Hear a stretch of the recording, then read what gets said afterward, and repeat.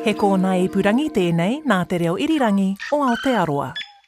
Kia ora mai rā tātou katoa te hewa mauri ora ki te whaiau ki te ao marama. Welcome back to the Māpuna podcast, and today we're talking with the producer and scriptwriter of a new play called, well, it's a production actually, called Apihai Te Kawau. Seen through the eyes, it's a production, theatrical production, seen through the eyes of the eponymous ancestor Apihai Te Kawau, born at the end of the 18th century, who would go on to become the forefather of Tāmaki Makaurau of Auckland City. But for his gift of 3,000 acres, there would be no Auckland City today.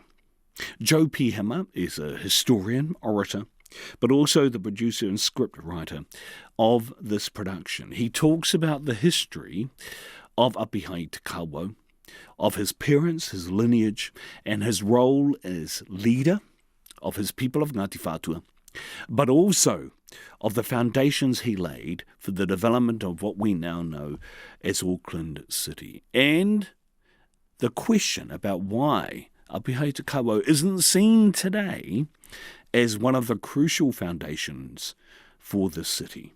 Whakarongo mai ki ngā kōrero a Joe Pihema about the production Apihai Te Kawau, which opens on April 29th at Q Theatre, mea ni ngā kōrero. Joining me now is the producer and scriptwriter knitting all these threads together. E kia na ka taku heru hāpainga, e kara Joe tēnā koe. Nau mai. Tēnā koe, Jules. Ngā mihi nui kia koe o tērā kia koutou katoa e whakarongo mai nei. This is, of course, Joe Pihema of Ngati Whatua descent. Joe is not a stranger to the stage. And I'd like to talk about that if I can, Joe, because the stage isn't something, as I said, that's foreign to you, because you had years of performances with one of our champion kapahaka rōpu, Waihirere, based in the East Coast, Tairawhiti, Gisborne. How much of a transition is it for you to have to go from a kapahaka background with one of our champion teams to developing something like this? Kia ora, Jules, and kia ora, everybody. Look, yeah, I was fortunate to grab onto the coattails of my wife. I met her 31 years ago, and kapahaka was probably in its golden period, and I think a lot of people will agree that we've shifted into a different period now, but it was a golden period of kapahaka. I grabbed onto my wahine, and she introduced me to a higher level, a higher echelon of kapahaka practice, of kapahaka tradition, and so I jumped in there and was a performing member of the Waihirere Māori Club for around 25 years. So yeah, making the transition from... You didn't just jump in there. You were front row, bro. But I mean, being front row in Waihirere is like, bro, that's up there. Yeah, I think Willie Te Aho might have put in a good word for me. Yeah, look, very lucky to be given the opportunities I had, and I went in there with not much, but able to turn the not much into something that Tangiwai and George Rea thought, oh, well, there might be a little bit of something we can work with, and thankfully over the years they were able to pound me and other kaihaka within Waihirere into people who were able to walk with confidence, perform with confidence, and tell stories, I think. Storytellers through the words, through the music of kapahaka. But I want to talk about the play, and in particular Apihai Te Kawau. Who was Apihai Te Kawau? Yeah, Apihai Te Kawau, he was a leader of the Ngati Whatua ki Tāmaki people, born in a time of change. I mean, the period that he was born into, you're getting the very first whalers and traders that are coming into Ngāpuhi, that are coming into the Taitokerau, that are coming into other parts of Aotearoa. These are 1790s. He was born probably, around the 80s, but in the period where he was a child, you're getting the very first wave of contact. This is post-Cook, of course. And then you've got added intricacies to Apihai's lineage, where Apihai, his mother, is a full-bred, full-bore Ngati Whatua lineage, born out of the ground here in Tāmaki Makaurau, whereas Apihai's father, Tarahawaiki, they're the Te Tāu, the invaders who have come down from the South Kaipara. Interesting story there. You've got the Waiohua people who in 1740 were still the dominant culture of Tāmaki Makaurau. If you stood on top of Maunga Whau, Mount Eden, and wherever you look, as far as you could see, that land would have been under the control and authority of Kiwi Tāmaki at the time, and Kiwi Tāmaki being the grandson of the great Huakaiwaka, who lived around 1700. So you've got a confederation of people living under the banner of Ngā iwi Waiohua. And 1740, there's a tuki, a clash between the Waiohua people of Auckland, Tāmaki Makaurau, and the South Kaipara Te Tāu. As it plays out, you've got a major battle happening over in West Auckland, Nihotupu Dam, just in that valley, leading up the valley to the Arataki Visitor Centre up in the Waitakere Ranges there. You've got this valley that runs up the top there, and that's where the battle took place, the battle Te Rangi Hinga Hinga Tahi. Rangi, the day, Hinga Hinga Tahi, that they all fell over, the day that all of the Waiohua chiefs were taken and they were killed. And on that one day, you've had an immediate shift of power, of military might, that's left the Waiohua people and has shifted over into the Kaipara people. It would take a period of time before the Kaipara people, Te Tāu, would actually fully move in and annex Tāmaki. And in the final wave, we call it the third wave, where Tupiriti, he is the chief lead of the final battle group that come down to Mangere, where they've heard the Waiohua survivors are all gathering, and that's where the last stand takes place at Mangere Mountain, otherwise known as Te Paneo Mataoho. And then after the battle, it's named Te Arapueru. Now, Te Arapueru, basically the pathway of laid down cloaks, where Tupiriti instructs his soldiers to lay down their cloaks. And so Tupiriti then decides, well, I'm not going back to Kaipara like the previous battle groups before me. I'm actually going to stay. Maunga Kia, the great fortress of Kiwi Tāmaki, is now desolate. And so Tupiriti, he's come into Maunga Kia, he's restocked it, he's rebuilt it and renamed the pā just below the tihi, the high point of Maunga Kia, he's renamed it Hikurangi. And so Hikurangi becomes the headquarters for the Te Tāu people, and his son Tarahawaiki is known as Te Ringakaha o Tāmaki. He dies at the hands of Ngāti Pāwa for an insult he made against Te Haupā. He calls Te Haupā a shark. They pull up a shark and he says, oh, ko te rite kia Te Haupā. Those words are heard by a fishing crew who are not far from his canoe. They're insulted, they chase him down, and he's killed. Such is the way. Apihai's only young. Let's say he's probably 3 to 4, maybe 6 years old. I don't think it's too far from, our imaginations and what would be the practicalities of the day, that his mother would then bring Apihai up in the place he's born at, Ihumātao. Because Apihai's born at Ihumātao. But, let's have a look at it here. He's the progeny of two people, of Take Raupatu and of Take Tupuna. So he's on one hand his father, the conquering people, his mother, the conquered people. But actually, and I don't like the word conquered, but what I'll say is that the people who his mother belonged to, they were actually the holders of the long and deep whakapapa that comes out of the Ngā iwi ngāho whakapapa, which are mainly out of your Tainui and Te Arawa stock. And so you've got a direct line from, take your pick, Tamate Kapua, down through to Heke Maru, or from Hoturoa down to Heke Te Rangi. Heke Maru, Heke Te Rangi, they have their offspring. Heke Maru has Mahuta, Uerata, Tapaue.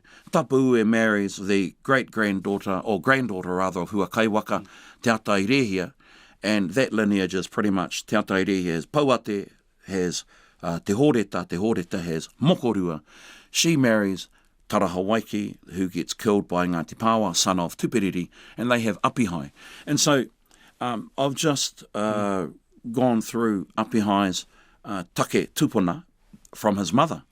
Well, his raupatu side is actually just a straightforward Ngati Whatua, high-level Ngati Whatua from the Mahuhu waka and also from the tumutumu whenua whakapapas. They come together and you pretty much have the tupiriri line there. Tupiriri has tarahawaiki marries mokorua. So it's a wonderful coming together of these two peoples. Those invaders who come down from the Helensville area, overrun Tāmaki, and you've got then the survivors of the overrun people who are actually not conquered fully, or let's say they're managed out. They're pushed out of the central Tāmaki area because you've got a lot of, particularly Pākehā writers who often will say that they were, what's the word for it? They were conquered and they were wiped off the face of the earth. Well, they weren't. And so, it's fair to say that within the blood of my people, the Ngati Whatua ki Tāmaki, there's a really strong... Continue to exist. Blood and a stock of Waiohua. Yeah. And so Waiohua were merely managed out of the central isthmus and put into the Manukau area. Or rather, they just resettled the Manukau area. And that's where Apihai is born. His mother, obviously, Dad's out running around, flexing and throwing insults and whatnot around. And so Apihai's father's killed. He's raised by his mother.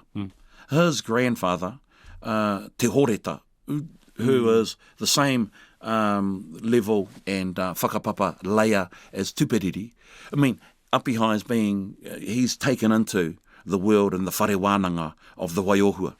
And so when Apihai starts to lean back into his father's side, into the Te Tāu side, to take on and start to manage the affairs of those who are now the authority of Tāmaki Makaurau, he's got this immediate, deeper sense of actually what is Tāmaki Makaurau, what are its histories, who are the people and the intricate alliances that actually, those are people I can call on now.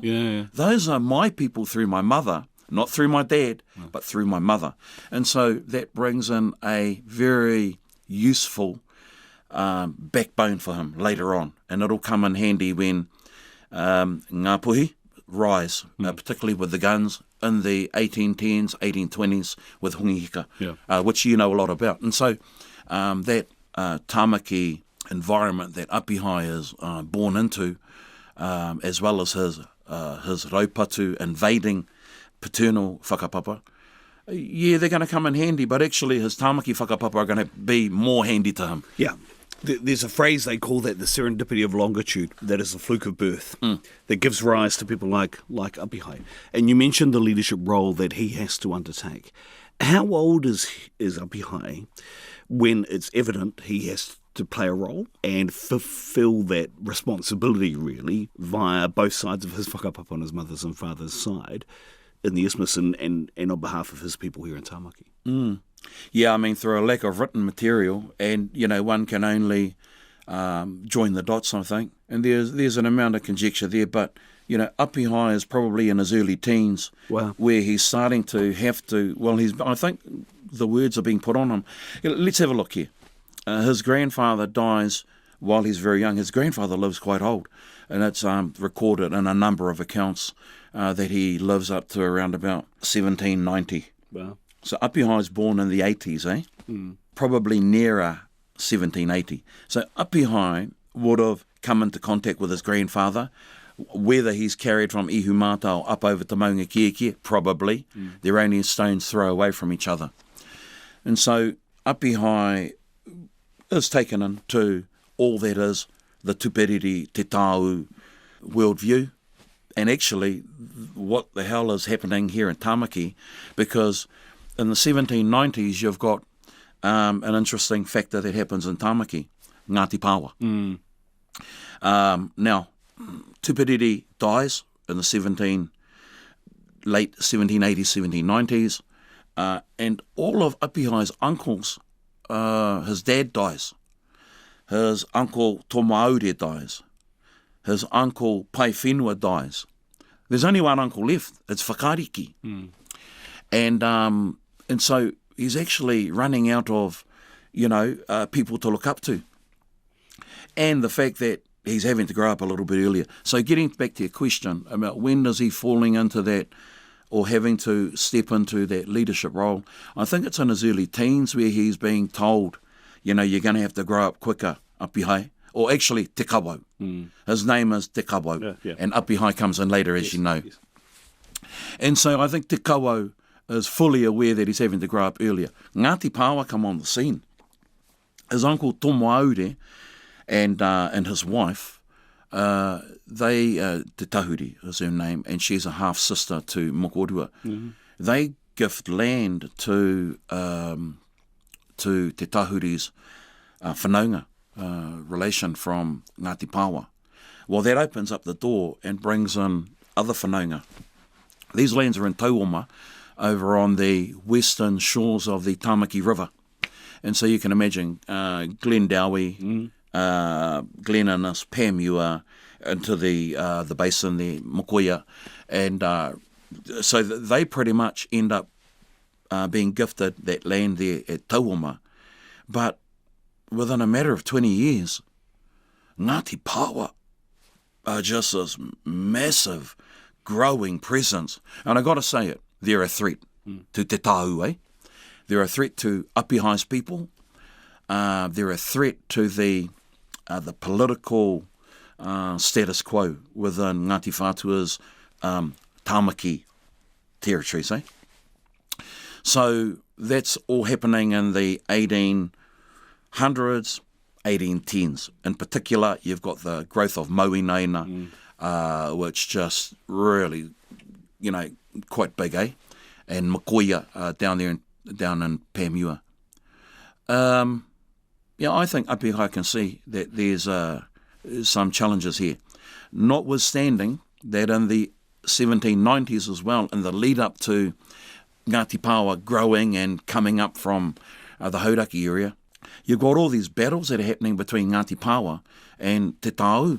And so you've got a few battles over in West Auckland there. You've got one particularly at Point Chevalier Beach. You've got one down there. You've got some major battles happening up in the Kaipara. Ngati Pāwa again. Ngati Pāwa really pushing its presence and aspiration. And all the way up north, as you know. Yeah, exactly. Yeah. And then heading through to Waiwhariki and whatnot. That Hauraki, Ngati Maru, Ngati Pāwa presence, they're actually they're quite lethal, They're quite a lethal people in those 1780s, 1790s. They've got big population. They're looking for land, and they're a waka people, And so they've got big war canoes, And so they're very quickly able to move out of the Hauraki area, hit places, as you know, Taumarere, hitting into the Kaipara, and not necessarily looking to conquer land, but these are war parties who actually can inflict a lot of damage. So we're dealing with that down here in Tāmaki. We're dealing with this Hauraki, but in particular this Ngati Pāwa growing presence. Apihai is aware of that. He's cognizant that actually this could be a challenge to my growing status as a leader. And but I think he leans into the alliances that are happening. It's only one generation before that his mate, Te Rauroha, Ngati Pāwa, his father was the take that Apihai's father gets killed. Te Haupa, he's not the person who kills Tarahawaiki, but the fact that his name was mentioned, and I think you can put the blame fairly on Tarahawaiki's shoulders. That, and so you've got all these real close kind of interactions happening. And I do know that actually when Ngati Pāwa first get hit by Ngapuhi in 1821, Apihai's there. Oh. Apihai's actually, he's actually over in the Manukau, hears about it, brings over his soldiers and guns, Oh. Yeah, and they help the Ngati Pāwa to disperse and push off Ngapuhi. That's the first attack, I think, into Tāmaki in 1821. Now that's a quick jump for Apihai because come 1821, Apihai's a fully fledged young leader. And I'm thinking he's in his 30s, 40s. Yeah, well, he's probably hitting his 30s, Yeah.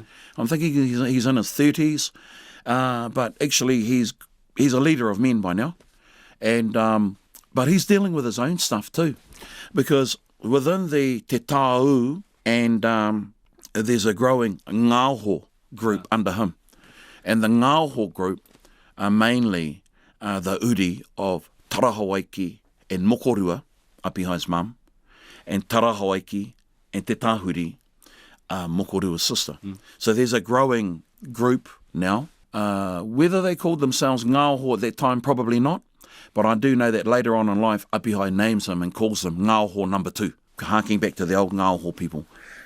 Now, you've got within the ranks of the Te Tāu people in Tāmaki, there's dissension there.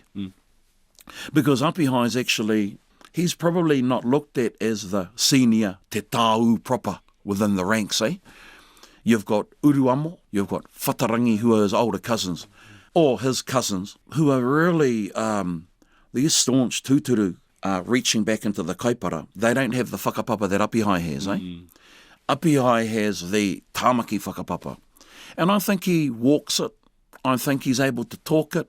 I think he's able to action it too in ways that are very, very useful to maintaining his rank, to maintaining the balance of power within Tāmaki.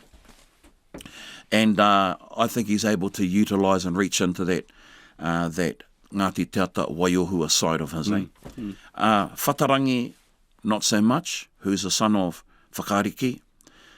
Uruamo, not so much, half-brother to Whatarangi. But what they do have is these two, Te Tāu rangatira, they have followers, eh? And I think when you read into in between the lines, of what's being said and not said, yeah, Apihai didn't have everyone bowing down to him. He had cousins who knew their place, who knew what part Te Tāu had played, and the fact that they were purebred Te Tāu, and that they weren't born of this conquered people, eh? So they were quite proud of who they were. And so I think there was a little bit of that going on. Apihai's brothers, Te Tinana and Tokotoko, they were there to support him. And his half-sister, his sister, Atareta, was also there.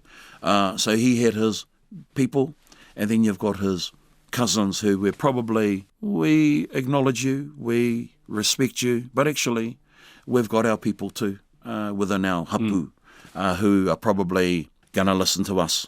Interesting time. Supreme management skills. Oh, having to, eh? is what's required.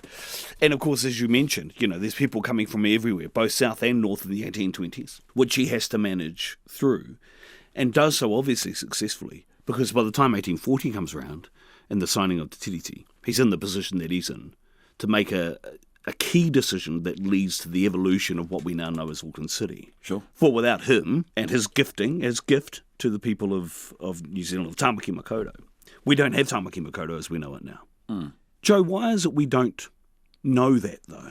I mean, why is it that if we're in the biggest city in Aotearoa, with the history that it has of its, certainly of Pākehā in this city, and the knowledge that we have of Te Tiriti, why is it we don't know what you've just talked about, Apihai, but also, if we wanted a forefather, foundational figure of Tāmaki Makaurau, it's Apihai Te Kawau, isn't it? It's not Logan Campbell or anyone else that people talk about when they talk about the history of Tāmaki. Well, the plaque on top of One Tree Hill would say Logan Campbell. Yeah. But there's been a serious amount of whitewashing over the years in terms of the histories of Tāmaki. Look, I take my hat off to there's a small group of historians who recognise Apihai's unique place as a forefather and as a key game changer, I think, because of the moves that Apihai made in 1840. These were nationhood building moves that, were taking place. Let's just wind it back really quickly. And I just want to tie off that previous period to 1840 and what led to 1840 because, Apihai was having to zig and zag and be quite nimble. And so you've got the growth of Ngāti Pāwa. Ngāpuhi, actually, in 1825, that seals the deal. And I just want to state that it was the battle in 1825 Te Ika Ranganui at Kaiwaka that changes the whole, it's the landscape of Ngati Whatua that changes overnight. In 1825, let's say, pre the battle in 1825 at Kaiwaka, and we're coming up to the 200th year of the Kaiwaka battle next year. But pre the battle, Ngati Whatua is a bona fide military power.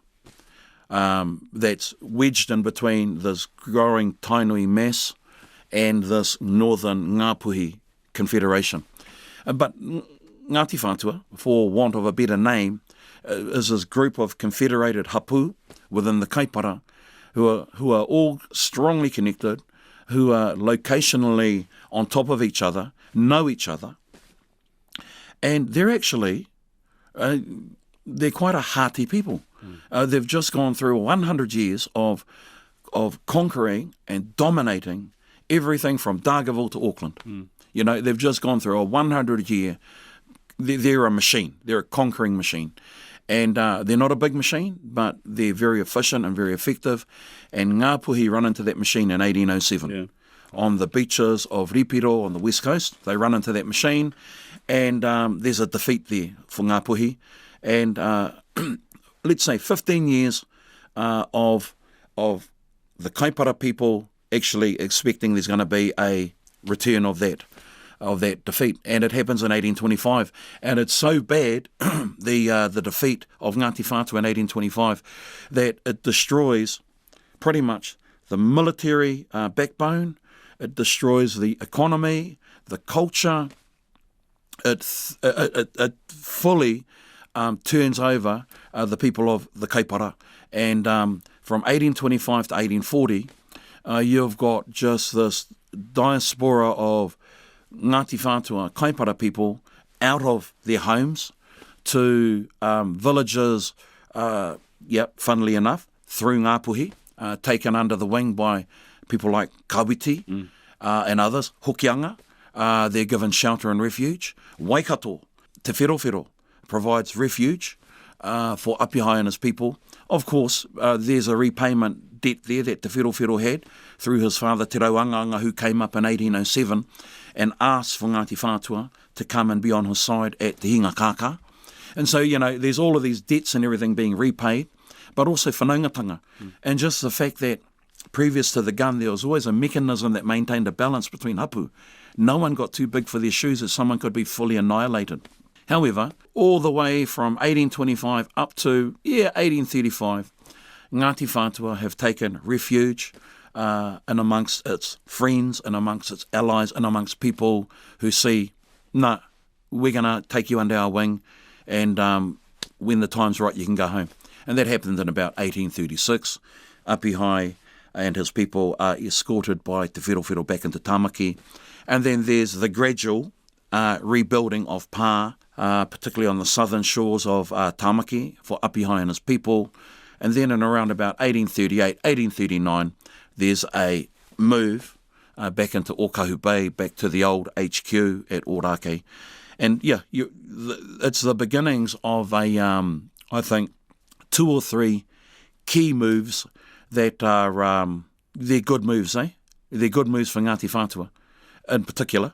And you find that there's, I'll go back to it, there's some nation-building kind of blocks that are laid there. And let's just say that in 1840, you've got the signing of the treaty up in Waitangi. And so the tiriti and what's happening up there reach the ears of Ngati Whatua. I'm going to say one more thing. Actually, from 1825 to 1840, Ngati Whatua were probably a people that no one even wanted to know. People probably didn't want to do business with them. The government certainly weren't looking for alliances with them.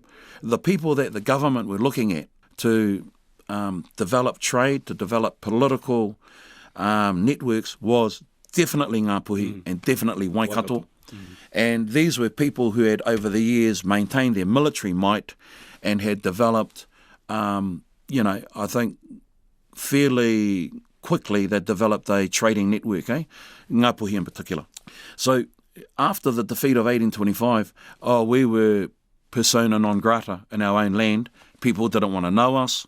The local Pākehā, were really wanting to deal with Ngāpuhi and whatnot.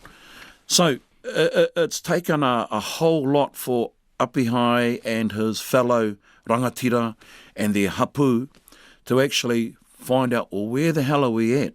What are we going to do about the situation in terms of rebuilding the presence of Ngati Whatua, rebuilding the economy, rebuilding a political network that can be advantageous and beneficial to us. And so in 1840, this was post-treaty, and we're thinking it's probably in late February actually, ka karangangia he hui nui. So a big hui in Tāmaki is called. It's called because Apihai and the other chiefs can see we haven't really got a direction here. We need a plan, we need a strategy. And so they come together at Kohi Maramara Mission Bay, and it's during that hui that a tohunga by the name of Titahi, he gets up and he reveals a prophecy.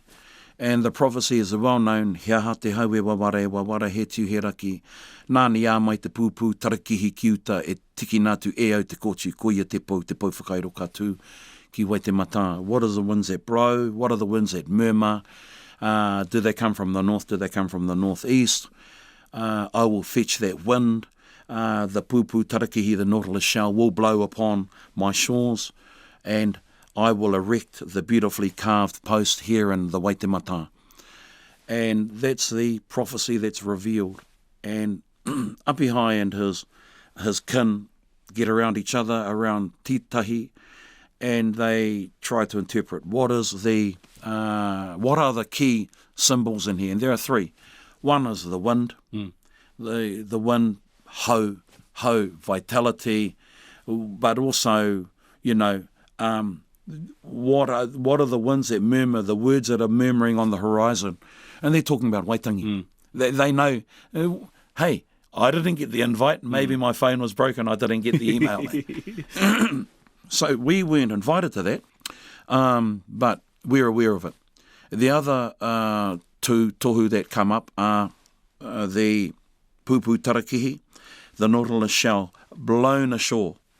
And then the third one, the carved post erected. And so the nautilus shell, Apihai and his people are aware that there are boats, kaipuke, that are coming into the Waitemata, and so they've actively got to go out there and bring these people to the May. Not just the odd boat that's coming into the Waitemata, but let's actually manage it so that we have a settlement that's being built here. And the final one is the carved post, a house of authority. Immediately, Apihai instructs. Now, there's some internal debate happening here. We're not fully sure, although we're kind of, if we put our, we call it Māori intelligence, and if we read in between the lines, there's two te rewitis here, eh? One of them is his nephew to his sister, Atareta, who the historians will often say, yeah, it was te rewiti, the nephew, but actually, maybe not. Apihai's son, Tamahiki Te Rewiti, he's also alive at that time, but he dies in about 1842. Older son, older sibling to his other well-known son, Te Hira. So anyway, we're thinking it may be his son that leads the group up into the Bay of Islands to fetch Hobson. Actually, it's to issue the invite to Hobson and say, hey, we would like you to bring your government and your people to settle upon these amazing lands down in Tāmaki. We have land for you, we have resources here for you, we'd like you to come down. And also it was advantageous and beneficial that Hobson could bring down his guns and whatnot as well, because there was still an amount of threat there. But I really don't think Apihai was focusing on that. I actually think that Apihai knew that we were behind the eight ball when it came to contact with Pākehā. The kaipara had its first Pākehā in 1820 when Marston came in. And so when Mātenga comes into the kaipara, he's the first Pākehā that Ngati Whatua Māori, kaipara Māori had seen. So we were way behind. And in 1840, in February, the invite is issued to Hobson. And after that, I think you've got a wonderful sequence of, and it happens real quickly, eh? You've got in March the initial group of Hobson's representatives coming down. Felton Matthew is on board, chief surveyor, and you've got a guy by the name of Captain Simons, who's the voice of and the representative, the agent for Hobson. His chief job is to actually get signatures onto the treaty, eh? And so whilst Apihai and his people are explaining that we want you to come here, we want Hobson to bring his kāwanatanga, we also want a relationship, and we want you to bring your settlement, here it is right here. I think Captain Simons is also looking at maybe what are some other opportunities further afield of Apihai's area that he's wanting to gift, and the treaty. So he brings Te Tiriti down here, Māori version, brings down Te Tiriti, and it's signed over at Whakarongo Pā at Mangere on the 20th of March of that year, 1840. And so there are some signings happening down here. You've got the Ngati Whatua signings happening over in Karaka Bay, around by St. Heliers, and then you've got the Ngati Whatua signings that are happening down in Whakarongo Pā, over where you get your flat whites from at Mangere Beach, at Mangere Bridge rather. Yeah. So that's all happening pretty quickly, Things are moving along. And then you've got the talk of, well, Hobson does want to move, but we would like a prime place within Tāmaki. Where would be a place that you could maybe release over? And they have a look around, and Apihai's thinking, well, this area down here in Pēmua is lovely, and they're going, no, we don't want to be down here. We'd like to be out here in the open harbours and whatnot. And so Apihai and his representatives go up on top of Maunga Whau, and they basically undertake that famous, open-handed gesture, which was, well, from here on my right-hand side down to Taurarua or Mata Harehare, and on my left down to Opau Tūteka, Cox's Creek, everything in between, ka tukuna kia koutou, I'll gift. And so that there becomes what is, pretty much that nationhood building move. And let's say that on September the 18th, there are a couple of key dates around the tuku. One is, well, when was the actual title signed? When was the actual, gift? Well, we take it from September 18. Okay.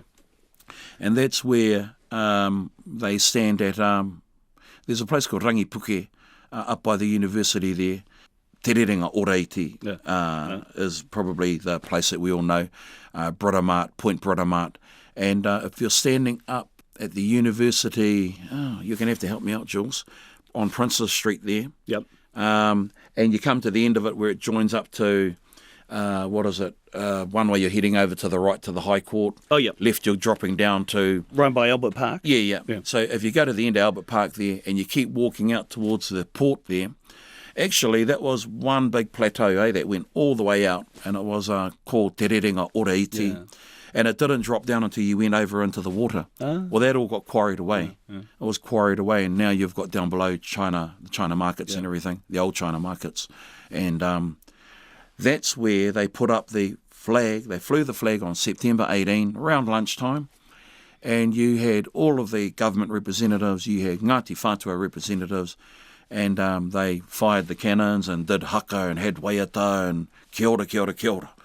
And so that's where we take there being the acknowledgement of the gifting of that land. And I think, people can, ask the question or challenge the question, was it a gift? Was it a sale? Actually, it was a gift. And it's well known, it's been recorded by both Apihai and by Paoratū Haere that Apihai received no recompense for that block of land, for the 3,000 acre land. Oh, what if we still held it? That 3,000 acre land, which pretty much sits under the CBD of Tāmaki Makaurau here today. So could you pose a question, was Apihai maybe in that pantheon of early forefathers? I think he was the first forefather, and no doubt there are those from a European perspective who gave, their efforts and whatnot to help create and build Auckland. But really, in terms of Tāmaki Makaurau, Auckland City, and what it became, without Apihai's gesture, without the gift, and without the foresight, there'd be no Auckland Tāmaki Makaurau. And I think that's important. I think that's why the opportunity to do things like Hea Te Hau, which opens on April 29th, by the way, at Q Theatre, here in Tāmaki Makaurau, a groundbreaking theatrical event, uniquely fuses ancient ritual and incantations through storytelling, haka, waiata and karakia. Without these kinds of things, Sir Tupuna Regan has a great saying, we must remember to remember. And by doing these kinds of things, we cannot enable ourselves and others to forget. And I think that's really important. We've been talking to Joe Pihama, he is the producer and scriptwriter, along with Huia, who I think is the boss, threading together the story of Hea Te Hau, as I said, opening on April 29th at Q Theatre. I said I'd get a question in about Te Tiriti O Manumanu. Just before you move to Te Tiriti O Manumanu, I just want to say to, and I better chuck it in there, actually, Tāmati Patuwai, he's been a big driver of this idea as well. So, nōku te whakaaro, it was my broad idea to push it into an Apihai, parts of his life. But, I've got to just say, my cousin, Tāmati Patuwai, he's an actor, screenwriter. This is his world, right? It's his world. So when we had the idea, we thought, who can help take it to actually fruition to the stage? Yeah. And without Tāmati and his networks, his know-how and his experience, it would have been really difficult. And the fact is that we both sat down and wrote it out. And then I gave it to him and said, okay, now take it away. Take what we've written and add all of your elements that you do to bring together something like this to life, Elements that I'd never even think about. Yeah. And so he's done that. He's added the gold, and it's something that we're really proud of. And I just want to throw it out there. Tāmati's done a wonderful job. And I want to make a couple of quick mentions here too, that Kura Te Ua and the choreography that she brings has been just so magical and stunning, and our cast have felt less like, they're trying to follow lines and kind of trying to act, but now they've been given this wonderful suit of armour to slip into that gives them movement, which gives them synergy, and I think most of all it gives them confidence to reenact Apihai in his life and the life of his people. So that's Kura Te Ua. I want to really thank Kura and Magic and her music. We're lucky. We're lucky that we've got this homegrown talent who is growing her own kind of musical universe around here, eh? Yeah. And we're happy that we're part of that universe too, Ngati Whatua, that we can kind of link in with her and every now and then chuck her a few words like, hey babe, here's some words I've been working on. Can you do something with it? And the next minute, she's woven this really beautiful, magical, musical, whatever it is. So I just wanted to mention that it's been a real teamwork, and those have been the key people, and the cast have been wonderful. Nephews, nieces, cousins, we've all come together, and I just want to say before we jump off the Apihai thing, and the forefather kaupapa, it really is, it's not the done way, Jules, as you know, for anyone to have to state what should be naturally stated and already known and assumed, eh? It's like having to be a tangata whenua but say to people, we're the tangata whenua, and amongst, the 19 other people who have been given this mana whenua status. That's another kaupapa. But it's kind of like having to shout above the rooftops again, the obvious that, Apihai does have a place within the history of Tamaki Makaurau. And actually, I think it's a portal that allows people to latch onto and claim a little bit of their own heritage. Yep. Because we're saying to Aucklanders here, never mind the 29th of January and the boaties who love going out on their boat. Okay. And it's all about Hobson sailing into the Bay of Islands on the 29th of January, 1840. Never mind that date. It's actually got little to do with you. But the September 18th date, embrace it. Because actually you can trace your own whakapapa all the way back to that day, 18 September, on top of Rangipuke, up by the barracks there, Britomart Point, and you can say, actually, that's my whakapapa, that's my leg, and that's my history here. Well, and the reason why I said what I said about Apihai Te Kawau as a forefather was to align to that point that you just made. Waiho ma te rā waho e kōrero. Kia ora. Waiho ma te rā waho e tu. Look, the only thing, and I'm getting the hurry up, the only thing I was going to say, and I said I'd mention to Uri o Manu, we've made very brief mention in the strategic placement of Magic and the role that she had in many transition points throughout the performance. The only thing I wanted to say was I wish you well going to Taranaki. Because I remember going back in 1994 and performed with the Taranaki group. I said I was trying to rekindle my whānau connections through Te Māhuruhura to Te Aotearoa and many others. Going back through the VHS now. They were the only ones who wanted me, bro. Otherwise, I would have been up in Manawa or something. But anyway, no. But I wish you well, because I know it can be tough. But I think there's some synergy about going back towards Taranaki, as you know, given your connections. Ngati Whatua and connections through Taranaki as well. So I think there's some synergy and symbolism, and that being the First Nationals for Te Tiriti O Waitangi. I just wish you well with it. I hope it goes well. Tēnā koe, Julian. We're wrapped, and it's a journey that we're on with our people. Our kaipara people are loving it. We've created superheroes for our children in kaipara who never had them before in terms of kapahaka. So we're going to enjoy the journey. And just one more little thing from me. We've got our shows on Monday and Tuesday. We'd love for you to come along. If you can get a ticket, I think the Monday shows are mainly booked out, but the Tuesday evening show, I think there's still tickets available. Ka pai.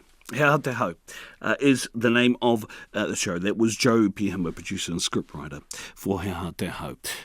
Kua noho ai hoa nei o a tātou kōrero kua tāiri ake ki te pātu o tō tātou whare. Join us next week for more from Māpuna. E ki ana te kōrero ko te tokai a ki hā he toka whitianga rā. Ko te tokai Māpuna ko tā aue ki te ai ko te ripokau.